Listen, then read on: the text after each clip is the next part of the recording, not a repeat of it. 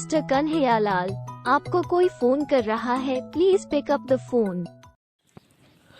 Hello दोस्तों, अगर आपको भी अपने नाम की ऐसी ही रिंगटोन बनवानी है तो अपना नाम कमेंट करें और रिंगटोन को शेयर ज़रूर करें और वीडियो को लाइक ज़रूर करें और ऐसे ही और मज़ेदार रिंगटोन्स के लिए हमारे चैनल को सब्सक्राइब ज़रूर करें। धन्यवाद।